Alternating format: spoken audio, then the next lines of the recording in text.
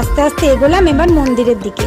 আমি এমন একটা টাইম চুজ করেছিলাম যাতে আমি দিনের আলোতেও দেখতে পারি সৌন্দর্যতা আর রাতের সৌন্দর্যতা দেখতে পারি। সুতরাং তোমরাও চাইলে সেরকম সময় মতো কিন্তু আসতে পারো। এখানে কিন্তু মন্দিরের ভেতরে ক্যামেরা করা অ্যালাউড নয়, তাই বাইরে থেকেই যতটা সম্ভব আমি তোমাদেরকে ঘুরিয়ে দেখাচ্ছি।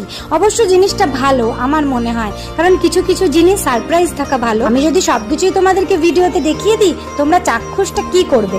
আসলে ক্যামেরায় না সমস্ত কিছু সৌন্দর্যতা বর্ণনা করা সম্ভব হয় না, তাই সচক্ষে দেখে এর মাধুর্য নেওয়াটা খুবই দরকার। আমার মন্দির দর্শন হয়ে গেছে, ভেতরটা কিন্তু খুবই সুন্দর, মানে আমি বলে হয়তো তোমাদেরকে সম্পূর্ণভাবে বর্ণনা করতে পারবো না।